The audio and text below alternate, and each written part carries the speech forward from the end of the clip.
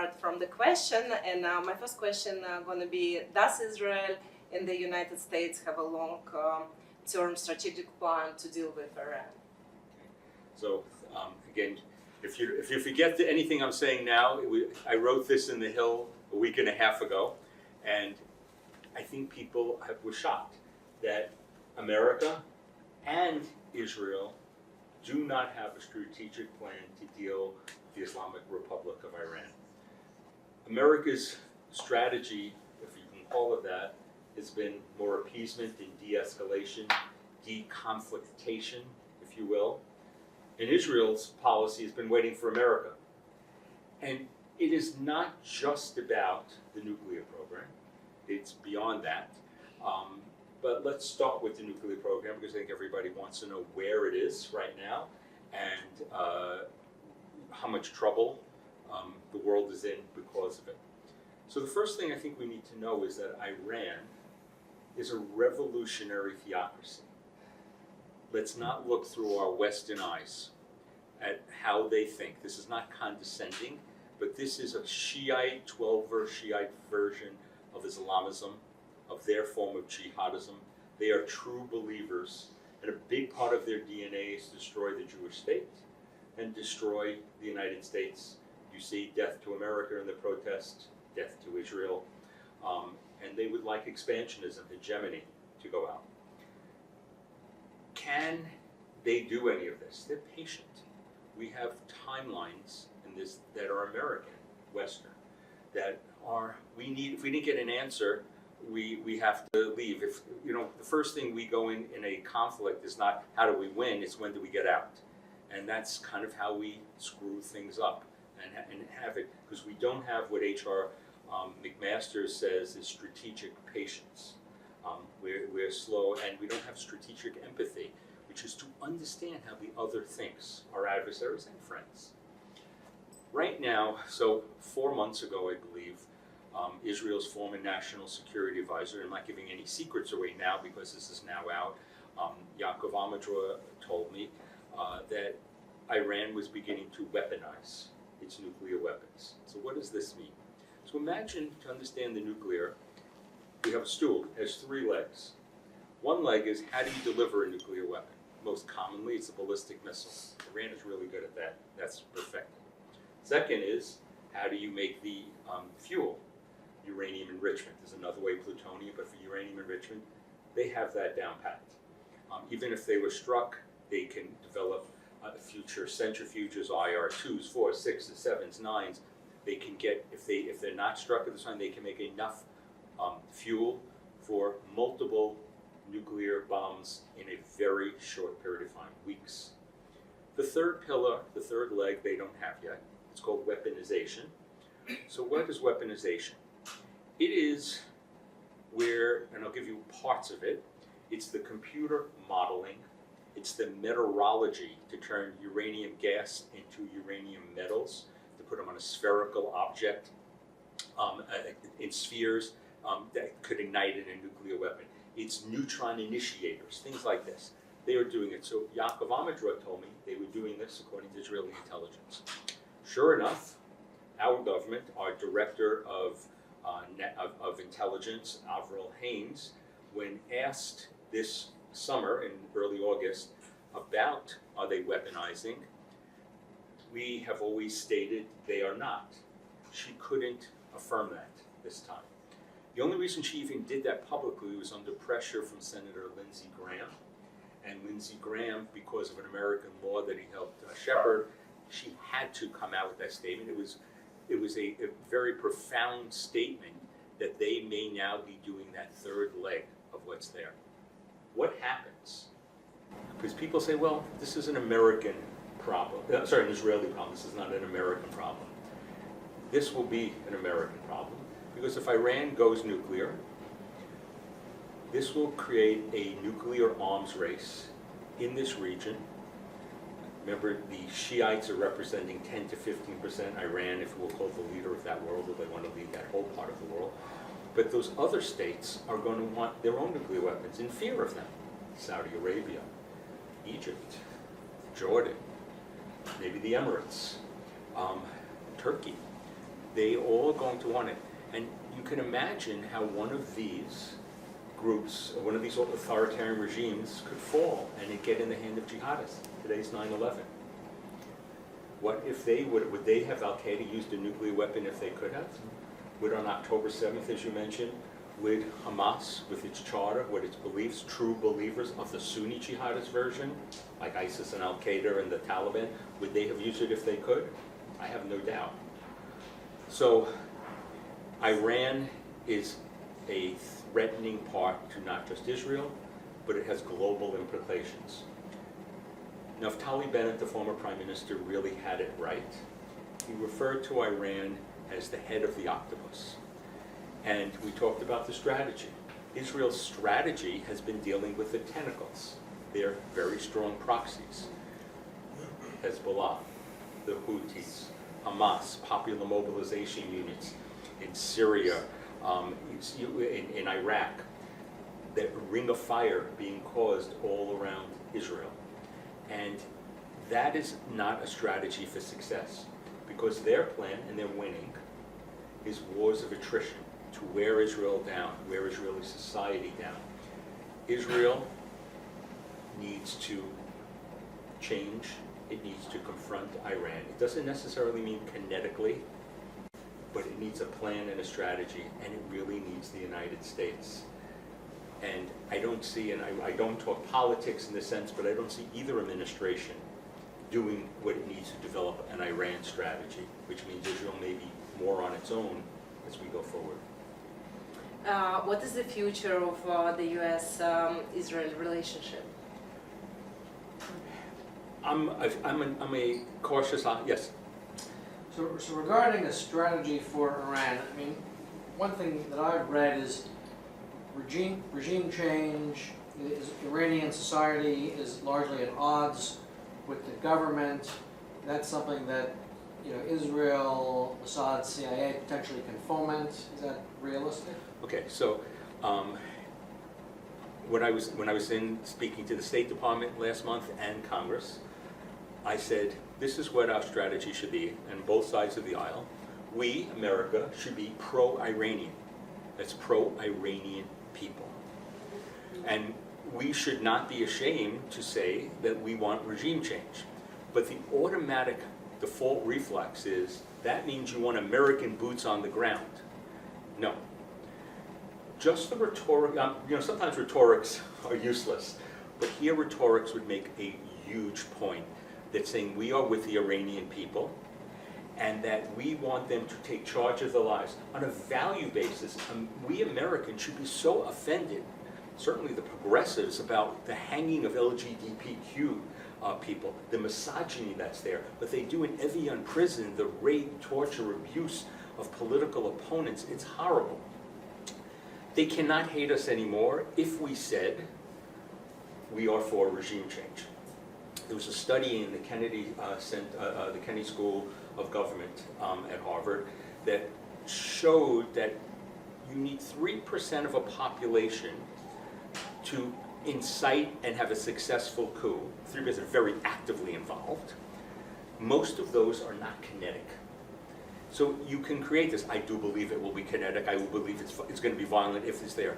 But I do believe that we, America, should say regime change is in our interests, both on values and our strategic interests. And we should enforce our sanctions. One of the things that people don't realize is we have plenty of sanctions on the books against the Iranians, primary sanctions and secondary sanctions against, like for example, a secondary sanction would be the buying of the oil. India, China, you know, helping them do things. Turkey during was doing gold transfers for Iran, hiding things when sanctions were fully in effect, even during the Obama administration going back. We are not enforcing our sanctions because we think they will be reciprocity. Somehow we can get more from them by being nice. In this part of the world, the threat of credible threats, military threats, and fear are what work. Western appeasements, we're not dealing with Canada or Mexico or Argentina or France. France, back there. We have to think differently if we want to advance our interests. So can regime change be the answer? Could that be CIA funneling things in like we did with during the old times with the Mujahideen, you know, in Afghanistan when the Soviets were there? Yeah, I think that's, but you don't even need that. I think they were collapsing not that many years ago. The Riyal had fallen 95% in value, but they have done very well. What are they doing with their money? They're enriching themselves, and they're paying their money to American-designated proxies, Hezbollah and Hamas, the Houthis. The Houthis who have closed down the Red Sea, 12% of the trade through Suez Canal is not there. America used to keep the seas open. This is about American prestige. It's about world order. And when we retreat, whether you're on the right as an isolationist or the left that we've done more harm in the world than good, the world gets worse. Is the Saudi normalization with Israel a mirage of the beginning of new Middle East? So, you know, the Abraham, first of all, the Saudis, and I meet the Saudis, they don't want to call it the Abraham Accords because they want their own name if it ever happened, and I think it will happen. The Abraham Accords referred more to what the Emirates did, Bahrain, Morocco. The Saudi normalization, remember, these are things about not necessarily shared values, but shared interests. And it is in the Saudis' interests to have normalization with Israel, but maybe more important at the moment is to develop in maybe the quid pro quo for that was the American Defense Pact that we were going to offer them. That is part of the anti-missile system that we were going to do, sell them weapons we had withheld on. There are people on one side of the aisle that were very much anti-Saudi because of their human rights. You know, we're going to deal with authoritarians there, everybody except Israel, but there are authoritarians that like us, and maybe we can influence to have better human rights, and there are authoritarians that don't like us. Saudi Arabia is an authoritarian regime that is modernizing and likes us. Iran is an authoritarian regime that will never like us, at least the way they are constructed at this point of time. So you think about October 6th, it was on the cusp of realization for normalization between Israel and Saudi Arabia. What could that have done? There was even indications that the largest Muslim country in the world, Indonesia, was moving closer. Nobody cared about the Palestinian issue in conflict. They were tired of it. It was hurting them. Which makes me feel, I'll be conspiratorial for a second, that Iran, or certainly Hamas, derailing that, because once that became a fait accompli, that would have hurt people's interest in the region that are their natural allies, Arab, Sunni allies, that for their interest to the Palestinians. I think it would have been the best thing for the Palestinians, because being pro-Palestinian means being anti-Hamas, which means to elevate themselves and to create a new future of themselves. But what they did October 7th, put all of this in cold storage. It will come again because the interests are still there, and I think other Muslim countries are there. The problem is there is still endemic hatred throughout much of the outer world. I will tell you, in my relations pretty high up with the Saudis, that they told me they were surprised by the amount of anti-Semitism amongst their people after October 7th to Jews because of October 7th. And so they have been dealing with scapegoating in many of these places. Saudi Arabia is not the biggest problem. The bigger problems are the two countries Israel has relations with, Jordan and Egypt, which have endemic anti-Semitism. I live in Israel for 3 years, and this question we discussed with my friends in Israel. What do you think, can Israel live with Hezbollah in the northern border?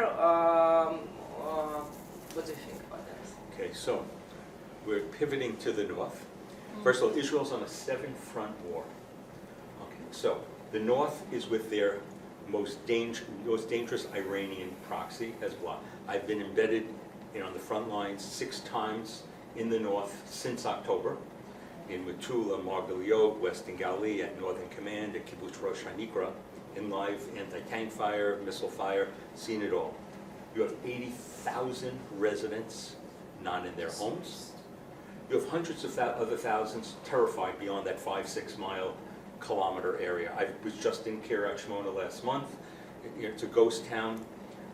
Please go on my Instagram, please, at Dr. Eric Mandel. You'll see some videos with me with all the gear in interviewing and the security situation in Kiryat Shmona. Israel has broken the Ben Gurion rules.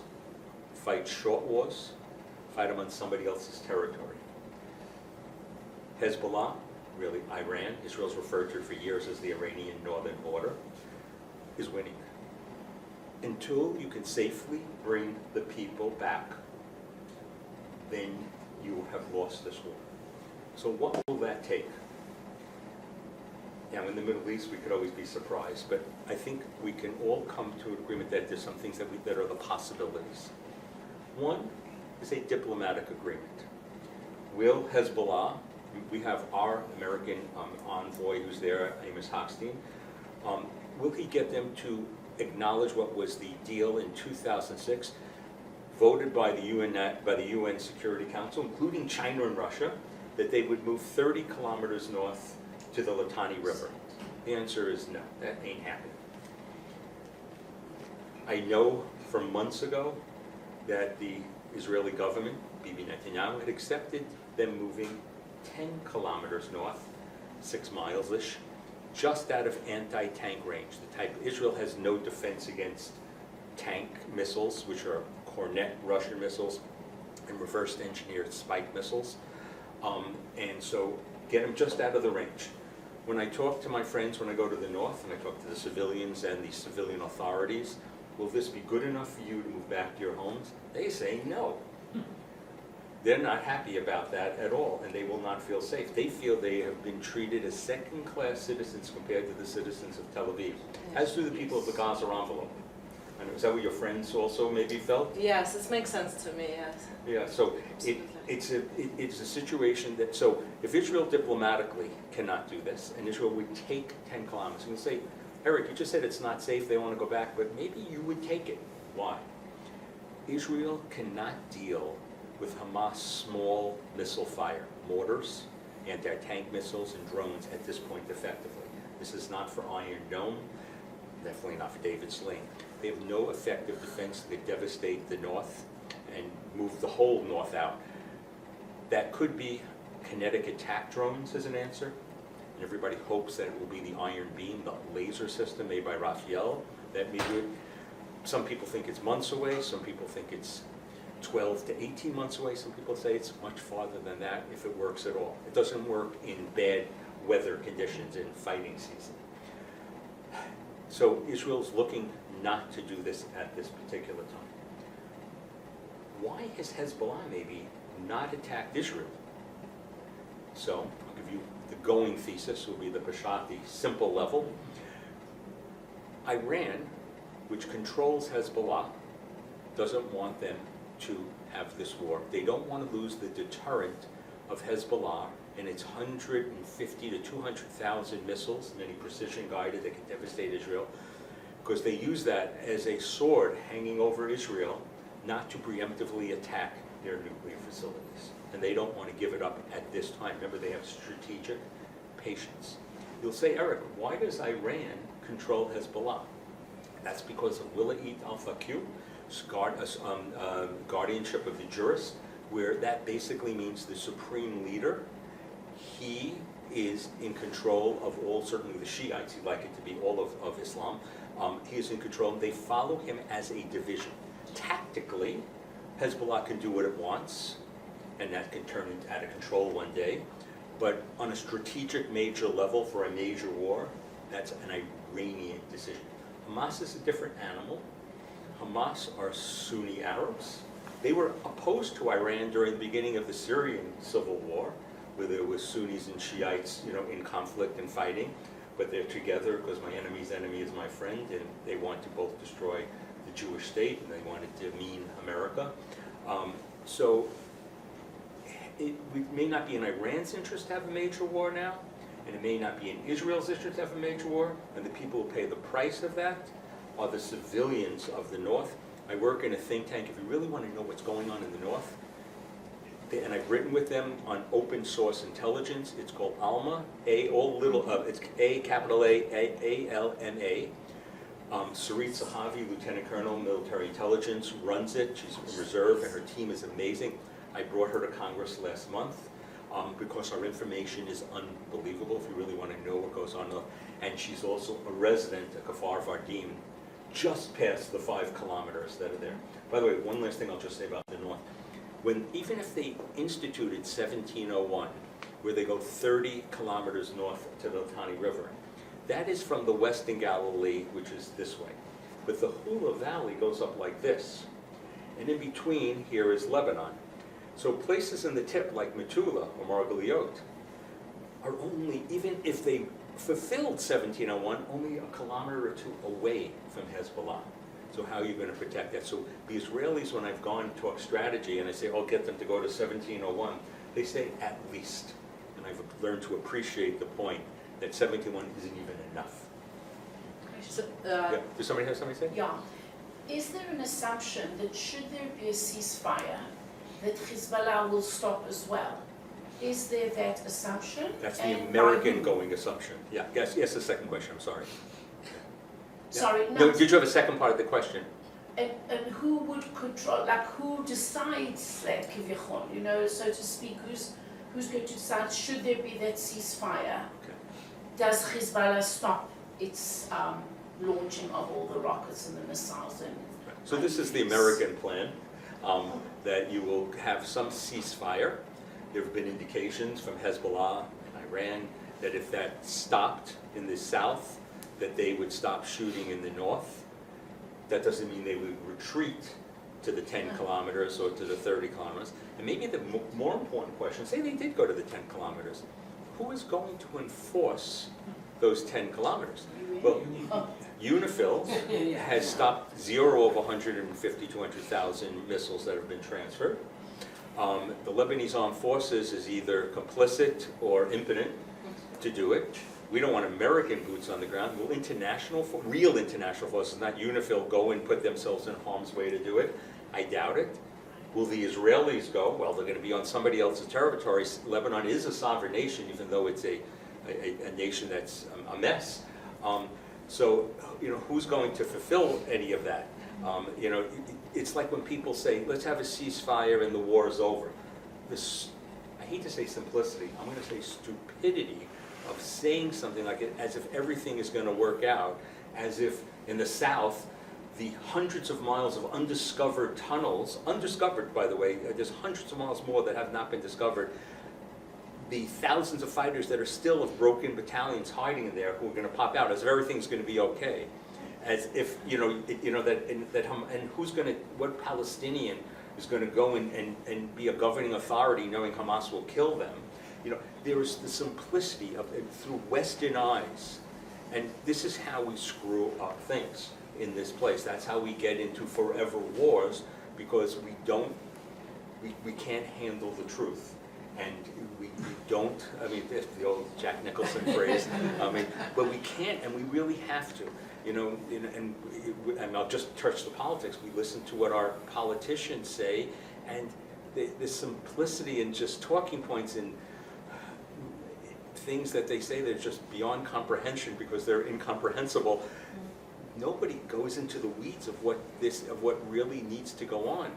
And as an American, we need to have real serious answers of what's going on. I am afraid we won't have the serious answers we need in this part of the world. And the Middle East always comes back calling. We're always supposed to be pivoting to China, but we still keep getting pulled back. And by the way, the Chinese watch how we act in the Middle East before regarding what they're going to do with Taiwan. Back to northern border, what do you think when evacuated resident will come back? So 2 nights ago, the spokesperson idea, he said the war will be over when the residents can come back to the north. So when that will happen, what do you think? Right, so the question is, okay, so we have a goal line, they come back. Will they come back in safety? Well, I've been to the tunnels that they have dug underground. I was in a tunnel And by the way, it's much harder to dig the tunnels that they have here because this is stone as opposed to. Terrain. Can I ask a very silly question Of course. on the tunnels? A very silly. How is it they were allowed to build these? Which ones? Hezbollah or Hamas? Both. How is it Okay. with Israel's intelligence that this was allowed to go on for all these years? Obviously, the intelligence wasn't so great, or they looked past it. But, well, let's start with the South, and we'll get back to that question in a second, because it's really important. So there's an 8+ mile border between Gaza on one side and Egypt on the other side. It's called the Philadelphia Corridor. In the beginning, after Sisi, the Egyptian strongman, took over, he saw Hamas as the Muslim Brotherhood, as arch enemy. He flooded some of their tunnels with sewage water. But somehow, in the last 5 years or so, it's changed. They've allowed tunnels, 100 to 150 tunnels. Some you could drive cars through. You can bring North Korean excavation tools that can come up with every type of contraband, anything you want. How did the Egyptians do it? Because money is involved here. Thank you, my fintech guy back there, for agreeing with that. The Egyptian military, they control the economy. This is corruption number one. They're very similar to the Iranian economy, just take a slight half-degree a turn there. We Americans, we give $1 billion plus $1.3 billion every year to the Egyptians. We've never used any of that leverage to say, hey, you're allowing this, I don't care how much hundreds of millions of dollars you're making, you are violating by Section 2 of the Israel-Egyptian Peace Treaty, which America co-signed. You are violating it by you allowing munitions to come from Egypt to Gaza. You're breaking it. You're making our word, our reputation, sour in the world because we don't enforce what we co-sign onto. We also didn't put pressure on Egypt to allow Palestinians to come into the Sinai temporarily while what was going on. Even the Turks let millions in, which they regret now, but during the Syrian civil war, of fellow Sunnis to come in and, because there was a war going on and there was a genocide going on. People were claiming there was a genocide, which is of course ridiculous with Israel, but if there was, the Egyptians wouldn't let their fellow Arab Sunnis out. And we, America, didn't put pressure. We should be ashamed of ourselves. Didn't Obama apologize? He went on an apology tour. The apology tour was 2009. It was a little different. We can talk about, because there was a philosophical part to what he was doing back in 2009. And we'll say, give the benefit of the doubt, he felt that he could, by being nice, felt like that it will be reciprocated. And he was kicked in the teeth. By it, and I think he, learned it. Although he, unfortunately, at the end, he acquiesced to the Joint Comprehensive Plan of Action, and even worse, UN Security Council Resolution 2334, making any Israeli presence over the Green Line a war crime. Let's get back to tunnels. By the way, this is one of the problems when I go speak to Congress, or if I speak to the foreign policy experts. There are so many things here, so many I think we call this basically like 5-dimensional chess of what we're talking about. One thing leads to another, it's like it hurts my head, of what's going on. Okay, so the tunnels in the south, Egypt. Also, I will tell you, some things came in through the Kerem Shalom crossing, through Israel. There was definitely been some hanky-panky ends coming, not the major source, but those are the only places it can come in. It can come in above ground, through the Rafah crossing, where it did, and it can come underground through the tunnels. Most of it came above ground. Now, Amadror, a major general, told me what Israel needs to do, and I actually heard this corroborating today again, and I've been saying it, so it makes me feel good when I hear corroboration. What Israel needs to do is to build the underground barrier along the Gaza border. And you'll say, Israel and barriers, don't you remember October 7th? That was the only part of the barrier that worked. No tunnels came through with Israel's $1 billion tunnel along the eastern edge of Gaza. Israel needs to build it. That will take a year. Will the United States give Israel a year to build that? No. Now, I said most of the munitions came above ground, payoffs and things like that. Who's going to control that? Will the Egyptians? Can you trust the Egyptians? Do we want to put American boots on the ground there to be eyes to do that? Not a good choice, but that may be the only choice of what it is, because the Americans are basically saying the Israelis got to get out of the Philadelphia corridor totally. So if Israel has a fancy above ground fence, that ain't going to help. It's coming directly through the overground Rafah part. In the north, Back to north. back to the north, much tougher situation in many ways, much more fearful enemy, adversary, much more formidable fighting force, 40 to 50,000 well-trained troops who are battle-hardened. Many of them fought in the Syrian wars. The Radwan force makes the Nukba force that committed much of October 7th look small by comparison. The topography is different. I spent time with a lieutenant colonel, a Hezbollah munitions expert, about how hard it is in the topography of the north to see even the anti-tank missiles and the missile launchers and things like that. It's hilly, there's foliage. It is a very difficult terrain and a much more difficult enemy. So the tunnel, I was getting circle for circle back to see how sophisticated a tunnel they were able to build. This tunnel was over 20 stories deep. Now, imagine a 20-story building. I went down 10 of the stories.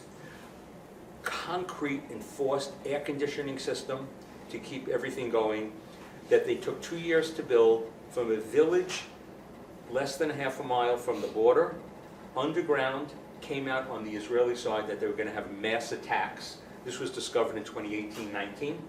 Who knows? They discovered 5 or 6 tunnels. I was in the biggest tunnel. Who knows how many more that they have? Radwan, remember, Israel was totally focused on Hezbollah and the October 7th type of operation being in the north. Those residents, will they feel safe going back, knowing that the Radwan force is much more capable than the October 7th people, being only 10 kilometers there, and nobody truly enforcing that? This Well- is questionable. Questionable. So somebody told me, well, Israel's going to have some permanent divisions across that. This is a huge border.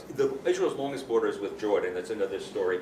But this is a huge border that goes all from Nahariya, and then goes to the Hula Valley, through the Western Galilee, and then goes up the Hula Valley, and then towards the Golan. There are so many places that they can attack, and this is a very, very smart enemy who has many advanced weapons. Now, I will tell you, just this past weekend, Israel had a major attack in Syria at the SIRS centers, and I think it's called Unit 4000. These are Iranian, Hezbollah, IRGC controlled with Syria, high precision places. They also believe that they're doing biological work there. Israel hit, when they reported it as SIRS, it was actually multiple places. Israel had many sorties that night that went on for a few hours. Some people believe in preparation for a major northern war, because what has Israel been doing is been playing whack-a-mole, stopping the Iranian munitions going overground through Iraq, through Syria to Lebanon. So Israel's been hitting. So they got pretty effective. So now recently they've been sending in civilian cargo planes. That's why Israel's been bombing air bases, like in regular Damascus airport or in Beirut airport or these other airports. But they're trying to bring as many of what IRGC is trying to bring as many of their bases as close to the Russian bases, Kanim and Tartus, to make it harder. Because remember, Israel is still coordinating, despite this way with Russia. They're still coordinating that Russia's allowing them still to attack Iranian shipments. Which brings in, I just want to touch one other subject on there, the Americans. We have 2,500 troops in Iraq, which we're now negotiating to leave, and we have maybe 900 troops in Syria. Those 900 troops are there ostensibly to fight ISIS, Daesh, but what they do is, especially in places like Al-Tanf, they block the corridor, the major, easiest corridor for Iran to bring precision-guided missiles in. And so if we remove our troops from there, which President Trump wanted to do but was talked out of it, and the current administration is now looking to do the same, so there's not good choices from both sides here. We got disproportionate leverages, and also, just two more degrees of separation, we would abandon our Syrian Kurdish friends in the north, who the Turks have already ethnically cleansed in Idlib in the northwest, and those are the people that have been fighting ISIS, and then ISIS can go amok again. Multiple layers here, it's like makes your head hurt. What do you think, what happens with Hamas if Israel doesn't control the border between Egypt and Gaza? They will, so here's the Sophie's choice, it's a horrible thing, the hostages or destroying Hamas. It's not that binary. If you really look at it, how can Israelis look at it objectively? But from 6,000 miles away, we can. Most of the times when Hamas has been more flexible is when Israel has had more military pressure.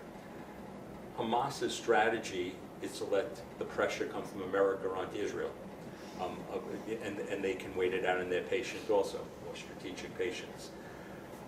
If Israel leaves the Philadelphia corridor, if Israel leaves the Netzarim crossing, if Israel moves its troops out and just does pinpoint operations going in like they do today and for years in Area A in Judea and Samaria, Hamas will come back. They will be the governing authority. They will get weapons back in, and deja vu all over again. And you just basically mowed the grass. Israel has tried that mowing the grass strategy, but America has promised that Hamas cannot come back as a governing authority. This is my same government, and I'm not proud of this, that allows the Taliban to have returned, and the misogyny that's going on there to this day. Women now, their voices can't be heard outside in Afghanistan. My God. And, and listen, the Trump administration facilitated Taliban talks in Qatar, and President Biden withdrew, where we had disproportionate leverage by having a small presence there that held on to the Afghanis, the presence there, and our intelligence we got from there. 2 administrations, 2 terrible choices. Did I answer that question? I don't remember. Again, when you go from layer to layer, I don't remember if I come up from which tunnel I'm in or not. There's so many questions. And, But anybody wants to jump in, I'm happy to. West Bank. West Bank? Do you want me to jump to the West Bank? Sure, but I have a couple of more questions. Okay, but I will get to the West Bank. Yeah, I would suggest maybe we will finish our discussion, Perfect. and then we will have opportunity to ask questions, Okay. if you don't mind, Gerard. Yeah. He's French, he's used to being pushed around. So just a couple of more left. So the next question, is Iran a threat to just Israel and the Sunni states, or also a threat for US? So Iran is, in my mind, a global threat. We don't see that way. Israel looks at Iran and what it can do as an existential threat. We in America do not look at it as an existential threat, and we act that way. I think we need to recalculate and think, and it goes back to what I said in the beginning, that we will have a massive regional nuclear arms race if Iran becomes nuclear. Who is afraid? Everybody in the region. They know that what Iran's true ambitions are. We alluded that the Iranian people may be the most pro-Western. By the way, they're not Arab, they're not Sunni, they are Persian. Only 55%. 45% of Iran, just as another digression here, are Azaris, Turks, Kurds, all other different groups who are been repressed minorities. So you have a fertile ground plus the sophisticated urban Shiites who want to throw off the repression of the regime. But lots of people make money off of it and are complicit with it also. So they are a threat there. Let's talk about just a different theater that they're involved in. they are sending not only drones, but now ballistic missiles to Russia, a major American enemy. The war against Ukraine is an incredibly important war for American national security interests, European interests, and that Iran has taken firmly on the side of another theater, another adversary. So there are so many ways Iran is dangerous here. They have been the world's leading state sponsor of terror for a couple of decades, according to our State Department, not pro-Israel propagandists. But we don't treat them that way. What do you think, how close is Iran to nuclear weapon? I don't think Iran necessarily needs to go to the very last step, as long as they know, everybody knows that they are just there. So Israel's, because it's an existential threat, right now they've gone too far. From an American point of view, so we don't have to do something, if Iran has all the weaponization, all the uranium, all of the ballistic missiles, and we have in turn, and the Iranians have in turn the final quarter turn of the nuclear missile, we say they're not nuclear. We play a game with ourselves, which is ridiculous. So it's how you define where they are nuclear. Everybody knows they're going to be. Now, I've been told through American intelligence that the stuff Iran has gotten, a lot of the information and work has come from North Korea, which is not of the highest quality. So to know that they really have a functional nuclear weapon, they're going to need to do a nuclear test to truly know. Can they hide that? Well, think about the old days, of India and Pakistan, what was going. But the Iranians, if you look at the huge country, they could hide this underground test somewhere and said it was an earthquake. And, and people, some people will play see no evil, hear no evil, speak no evil, and it was really an earthquake, but it wasn't. If it's truly corroborated, that they've done that, I think that would be it. But I think, they're already the ridiculous fatwa that the Supreme Leader had said that based upon our Islamic values, we're not going to have a nuclear weapon, is already almost out the door. And you hear it, not from the Supreme Leader so much, but you've heard some stuff there, but from the IRGC. So when the Supreme Leader who's in poor health, who's going to be the person who takes over, is going to be somebody who sees through IRGC eyes. Remember, the IRGC are the henchmen of the Supreme Leader. And they're going to have no problem. There'll be no Islamic, holding back that we should not be holders of a nuclear weapon.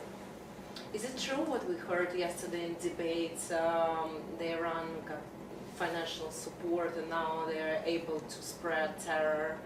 Cyber terror and influence on social media. Yeah, I think it's 100% true, and I think the Chinese and Russians are doing it too. I think these countries' goals are to sow discord and fighting amongst the American people, create polarization, and I think that I have no doubt that they are all involved. That's not necessarily coordinated, but they could be. And I think the North Koreans could be involved too. This axis, I think about George Bush used the axis of evil, but I'll call this the axis of resistance, of Russia, China, Iran, and North Korea, is a profound threat to the stability of our democracy, and especially, where we've been in some very troubling times with people doubting the validity of our elections. This is what they're doing is brilliant from their perspective, and I think I'm willing. I can't do 100%. I'm willing to bet 99% they are. Where is this financial support from? From their country. Well, listen, the Chinese have plenty of money. The Russians sell a lot of illicit oil. The Iranians sell a lot of illicit oil. They're not doing the best for what their people are. They all have monies, and they also are very smart peoples, in these countries that are paid to do all types of things. I remember even on cyber attacks, I was having a talk with a cyber expert a few years ago, and they were telling me on a daily basis the number of cyber attacks that are spotted and thwarted You know, and everything that you would think, you wouldn't even think about, including like water purification systems, testing them in the upper Hudson River Valley and things. They're looking for vulnerabilities all over in our electric grid and in our elections. Do you think there is a way to stop this financial support that goes to Iran? Well, I think Or the answer is yes. To stop totally. in theory, right? Right. So my feeling is, you know, a lot of people believe sanctions don't work. It's because sanctions aren't fully enforced. So you'll hear people say, for example, just get into the weeds a little bit. You know, what happens is the Iranians take off the GPS systems of the oil tankers that leave, and they're spoofing. These are things that are solvable problems if you want to go the extra mile. We have an incredibly powerful Navy that we could check every one of the cargo ships that are coming out of the Persian Gulf if we wanted to, or certainly a random selection like we're doing at airports, which I'm not sure is keeping us safe or not. But and you know, you can check for where the oil is sourced from, and to take it over, and then turn that oil, and they can do that. We can do things to financially choke Iran if we had the will to do it. Our fear is we're going to put the rat into a corner and it's going to lash out. It's going to become nuclear. And my fear is that they use their tentacles, but they are more of a paper tiger militarily. Their anti-missile systems are not so good. They have not gotten the Russian S-400 system yet. Israel and the United States could easily defeat the S-300 systems and what they have. And what we should be doing, we should send a couple of dummy missiles into Karg Island and Bandar Abbas, saying, if you don't pressure Hamas to release the terrorists, if you don't stop your weaponization, if you don't stop your financial support of Hezbollah, we are going to destroy Karg Island, where 90% of your fossil fuels come through, and Bandar Abbas, which is 90% of their container trade. And they couldn't stop it. These are vulnerable places. It sounds incredibly provocative, but in this part of the world, the regime wants to survive, and they won't survive.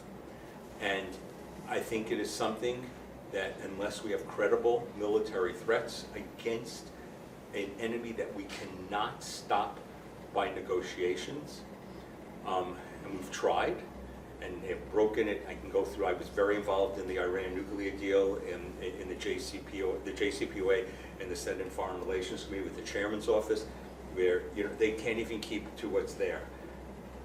It's time to have a strategy on Iran, and the sanctions part is the beginning, but it's not being enforced. Don't be gaslighted that it is. Oh, we have very strong sanctions.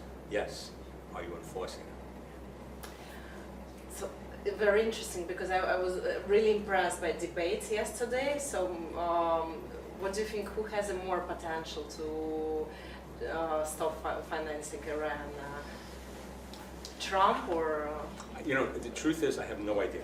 I will tell you that. I honestly, if you give me a truth serum, I will tell you, I don't think necessarily either one is going to do what it really needs to do. Because they talk about this. I think it's, yeah, and it's not a prime. It causes America is still a traumatized country from its forever wars, and they're going to see this as being dragged back in. If you told me that the American strategy was going to be implemented, and I told you who was going to be put in, and I'll this is as political as I get, okay? And you told me that Philip Gordon for the Harris side was making the decision, and Mike Pompeo on the other side, I would think Mike Pompeo really gets what's going on, and that's not because I'm a Republican or a Democrat, whatever it is, but he gets Iran. He doesn't have the power, and I don't know if President Trump, I don't think he would give him that, because President Trump is transactional, and I don't think he wants to have another war there, so I think either one. Philip Gordon has been on record basically just about all diplomacy, no credible military threat. He doesn't believe it works anymore. He was Vice President Harris's national security advisor. I'm worried about the people coming from both sides, I don't be deluded there. I mean, you can talk about your other issues you care about, domestic issues, taxes, abortion, whatever it is. But on that, I'm not confident that either one's really going to get it. Let's back to the Middle East. So, Okay. Yes, is Jordan stable, fragile now? Jordan worries. I've been writing about Jordan for a long time, and people would tell me, including in Israel, and how don't worry, Jordan's strong, the king got this. Jordan is not strong. Jordan is vulnerable. Iran has its eyes on destabilizing Jordan. Jordan is a poor country. Iran is bringing in, through its porous borders, weapons. It is creating cells. It wants to destabilize it and turn it into Lebanon. And Jordan is right next to the Jordan River Valley, which gets to the West Bank.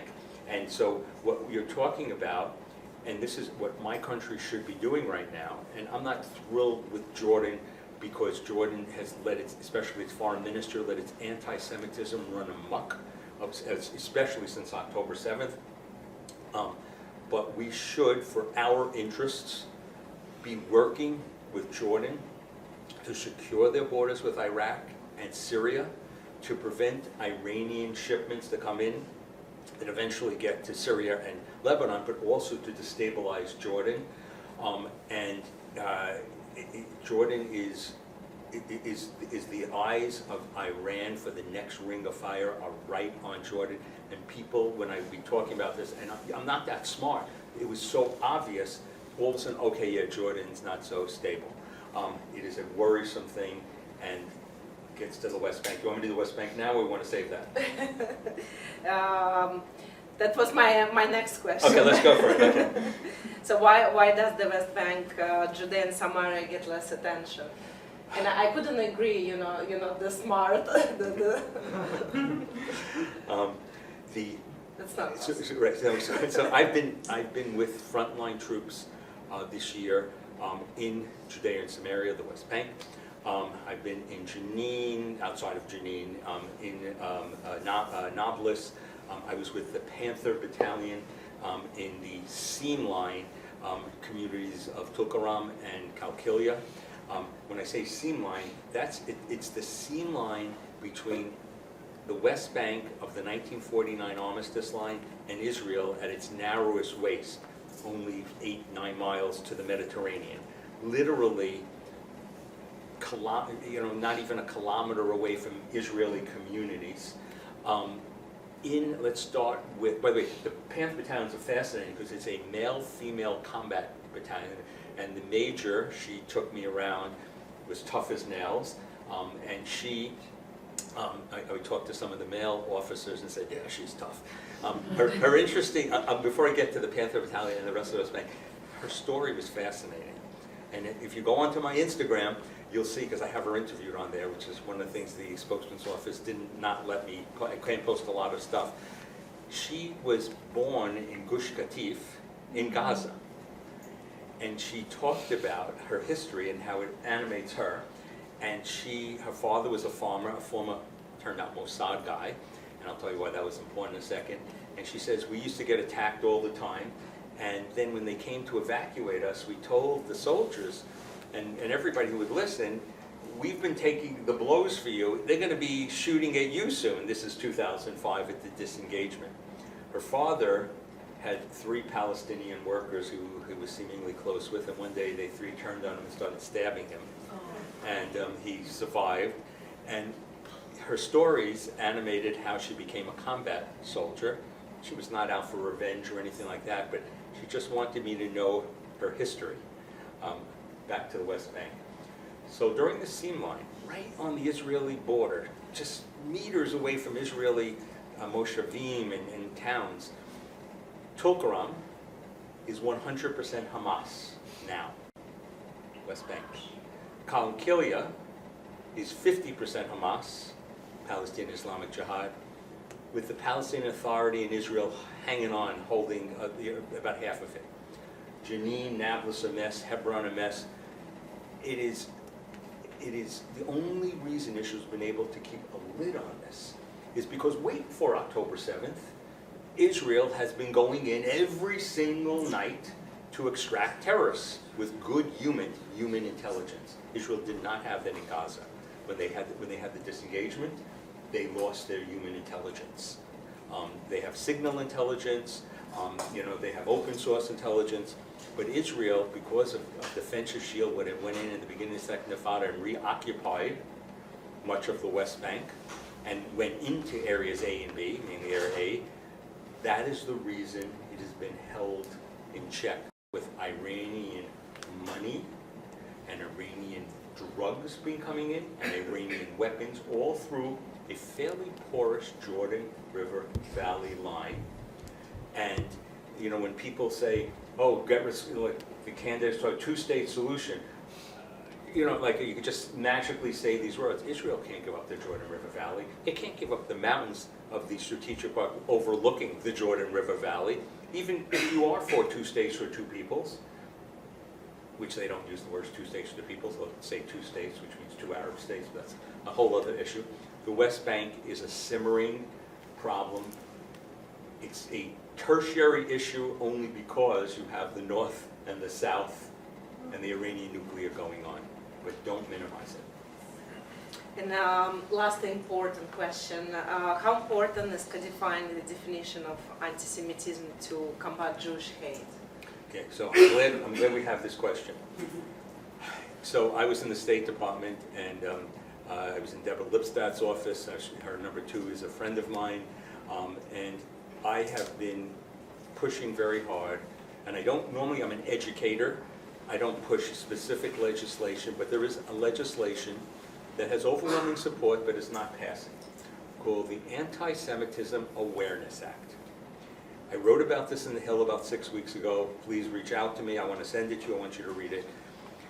It codifies, according to the International Holocaust Remembrance Alliance definition, that anti-Zionism is anti-Semitism.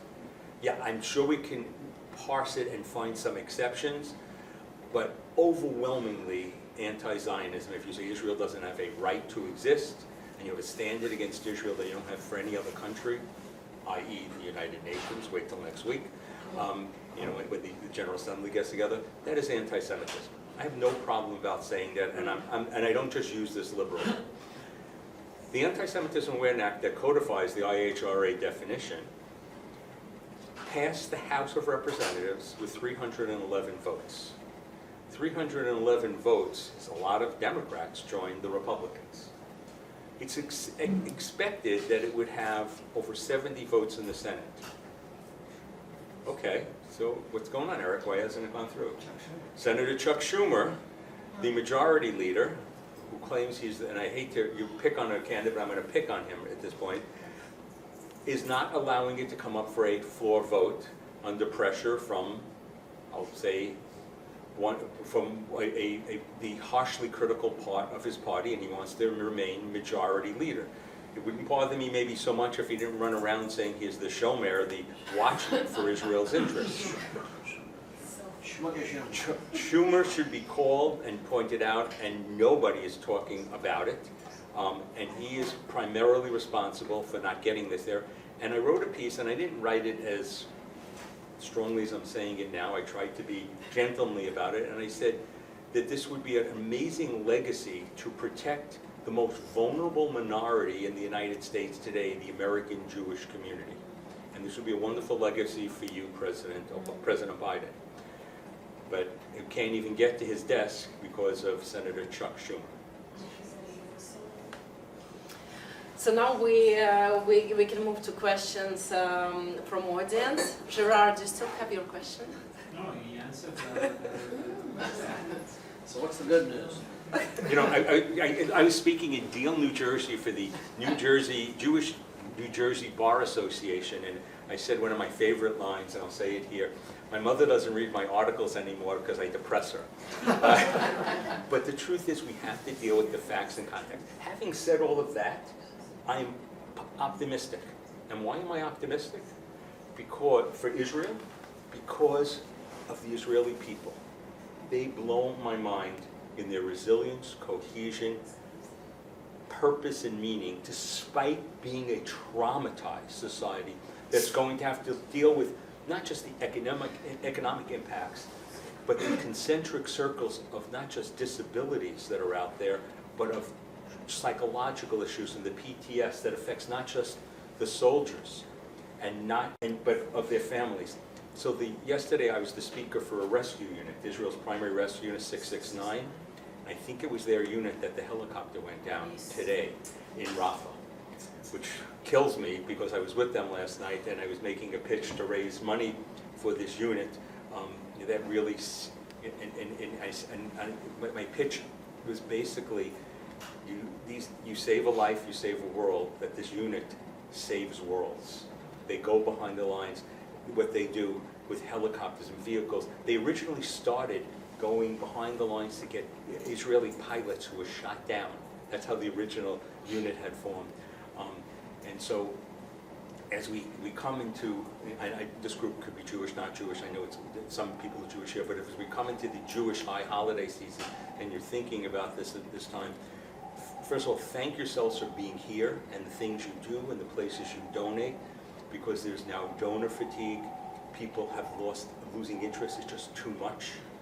Before October 7th, most American Jews didn't care as a top 10 issue of Israel. They've been mauled by what happened October 7th and the anti-Semitism that followed. But pat yourselves in the back and reach out to one friend, sibling, child, to try to be with that person, make a difference as an American, to strengthen the U.S.-Israel relationship, and you could do something meaningful. One person at a time makes a huge difference. And so don't minimize that. And the fact that you're here tonight, I thank you. Question? Yes. Hi. You're in the bright light, so I can only see a shadow of you. Yes, me too. It's so bright here. No, that's okay. It's okay. I can't look you eye to eye. Hi, yes. So, So the very back. Oh, Simeon, you I can see. Yes. In shadow. Okay. Hi, yes. I'm Simeon Ratner, and so I was on the border. I got a tour of Rosh HaNikra by Chativat Zioni, and by Rosh HaNikra, and it was pretty intense. And I saw the UN troops there. They said that they're a complete joke. They were taking care. And then we saw a tower of the Lebanese troops, and there were Lebanese troops there watching us from the other side of the border. And I said to the soldiers, I said, how do you know those are not just swapped in with Hezbollah troops? And they pretty much shrugged their shoulders and they said, we have absolutely no idea who those guys are. And they were looking right at us. So just my question for you is, have you heard anything about, Lebanese troop, positions being swapped with Hezbollah fighters? Okay. So let's talk about the Lebanese Armed Forces, the LAF. We give Americans $140 million a year for an organization that, as I said before, is either impotent or complicit with Hezbollah. I've been going up many times for the years to the northern border, where you see Hezbollah right there, you see the Lebanese Armed Forces. They don't confront them at all. I don't know if they swap uniforms or not. I probably can get some information, but it almost, in effect, doesn't make a difference. Hezbollah was building watchtowers, that's where I thought you were going to go with this, these environmental watchtowers, which were just Hezbollah lookout units. It was called Green Without Borders. And they had a watchtower, and it was Hezbollah people and civilian stuff looking out and into Israel, scouting for vulnerabilities. So I would think that the LAF is a quarter of degree separation from Hezbollah. We should not be funding them. At the very least, we should be getting something from Lebanon in exchange. To believe that they are a counterweight to Hezbollah, just as you have to be totally blind. Yeah, I mean, when I was up there, I also did see in that area Hezbollah, a tower, and then there was a little hut on the other side. And I asked them, I said, how do you know that a Hezbollah, soldier is not pointing a gun or a missile at us from that hut right now? And they were like, They would come show up. you the real stuff. So I was like, They would come up to the border. They've been encroaching on the border for now years, and Israel did nothing. I was in October 4th, just coincidentally doing my usual work up there.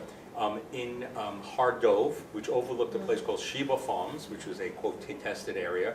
It shouldn't be contested between Lebanon and Israel. It technically could be a contest between Syria and Israel. And below us was a Hezbollah tent. And I said to the Israelis, why haven't you blown this out in this area? They said, oh, we don't want to make waves. This was 3 days before October 7th. So it was all about looking away. Lots of problems that the Israelis, in fact, I'm upset the Israelis haven't begun their self-appraisal intelligence-wise already, and they're waiting for the wars to be over, because these wars are going to go on a while. What about October 7th and things like that? They should be investigating themselves now, and it becomes a political issue. Yes? I just want to engage in some optimistic fantasy. So can you give us the most realistic scenario for Iranian regime change? What would that look like? What sort of a power vacuum? How would that shift? Right? Because you say like 50% of the population is, I mean, first 45% is minority, but there's still a good part of the 55% that would like out. What percent are conservative fanatics? You know, if you're getting a lot of money from the regime and you live in a fancy house and you're part of the whole apparatus and you're part of the 20%, I'm not sure you necessarily have to swallow the Kool-Aid. Yeah, but Yeah. the Iranians that I know are always, they've been apologetic about their regime, you know, since Ahmadinejad. They're like, we're so sorry. I work And with they're- Iranian activists who work with the And protesters, they're, so, yeah. and they're disgusted. Totally. And there have been very, very strong, even just Arab voices, Arab Jewish voices, but Ella Laban is on Instagram every day explaining it very, anyhow, so, you know, But- how would they gain ascendancy? What would that look like? What do you think the repercussions of Okay, it? so one of the things I'm going to say is you have to have some humility here of the law of unintended consequences, where you say you do X, Y, and Z, and it comes out worse. Okay, so I'm going to lay that out for you. Having said that, I'm willing to take the risk of these things because I think the outcome could be positive, and I don't see another way around it, and it's not going to be negotiated. So you think back, we have to look at history, learn from it. So you have the Green Revolution in 2009, where Iranians were in the streets by the millions, and President Obama, for 2 weeks, didn't say anything, didn't support them because he had a plan of rapprochement and maybe to a nuclear deal. But you saw when they came up and the regime was scared. There's been multiple situations where different segments of Iranian society have come up and complained. If you have the economic vice grip that's there, it will be all parts of society that will demand change. And that is where the economic sanctions have to occur, and then they will come out in the streets in the millions, and that's where the world has to support the Iranian people, as they did. Why wouldn't they? Think about the Arab winter that went on in Egypt. They supported, you know, it turned out they were supporting the Muslim Brotherhood, but, you know, they're saying, oh, it's freedom and let's support them. Are we somehow going to be so frightened of Iran that we're not going to support the Iranian people? I hope not. So how I see it, economics, rhetoric, and a strategy that we want the Iranian people to say it and repeat it, that's there. Leave the kinetics and the military aside, and it may take years. But let's put the pressure. At the very least, they'll have less resources to pay Hamas and Hezbollah and the Houthis and help Russia and all these other things. Eric? Yep. It's going to be simple, but I think it was October 2022, I was in Israel at a protest, and we were talking about connections. We're talking judicial reform time? Yeah, it was exactly. So Okay. I was with protesting for, remember, the woman who took off the hijab. Masi. So we really had the press there, and we were all there, and when you say this, there was another group, I always tell this story, with, like, against Netanyahu with the whole judicial, and then they were talking, I said, I'm American, and but everyone's kissing each other after. That's what you gotta love about the Israelis, they all fight.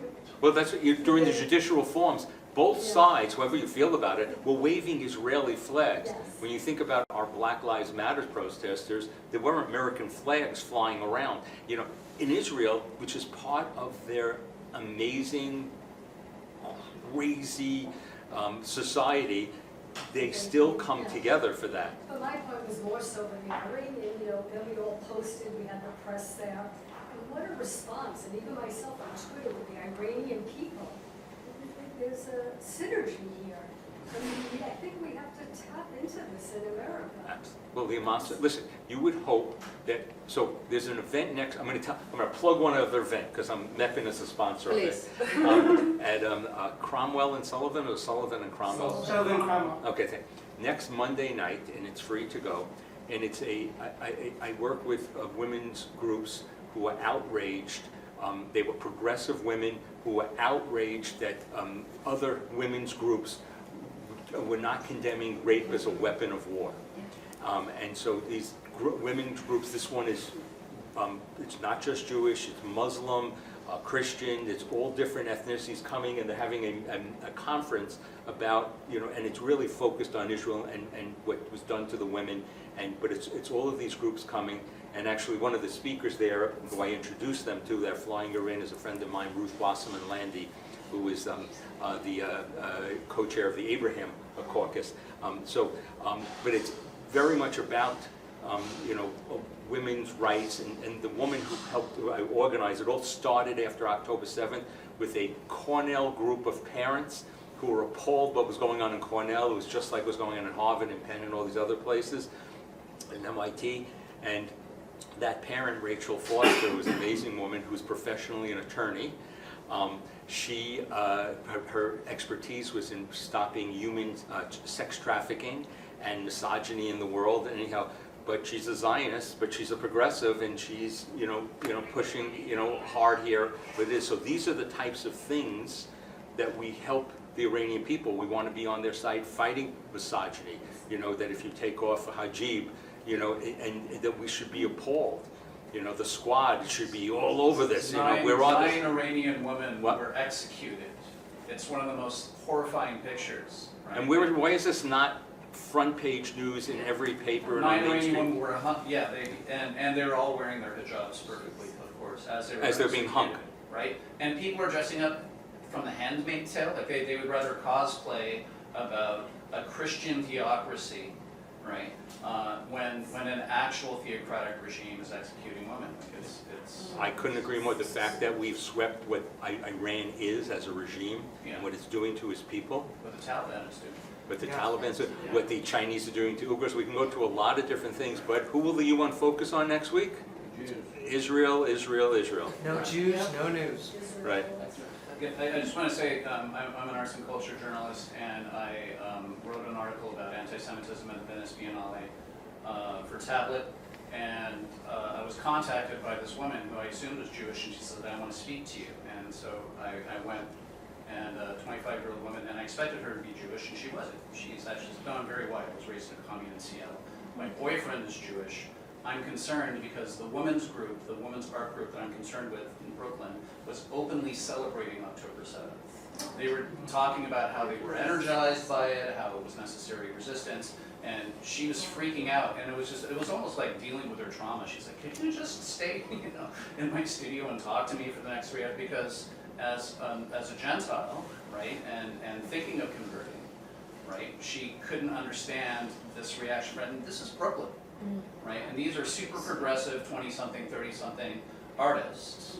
So that's the groups that I'm working. And I will I'm going to give some couple of shout outs to some people who are Gentile, who are these groups that I've been giving Zoom Middle East talks to, who have been fighting. One is Mimi Roca, who's the Westchester DA, not Jewish, been fantastic on this issue. The head of NOW, the women's organization, not Jewish, been very good on these type of issues. There are many Gentiles who have been incredible, and we should be thankful. Richie Torres. Well, Richie Torres also, on the political level.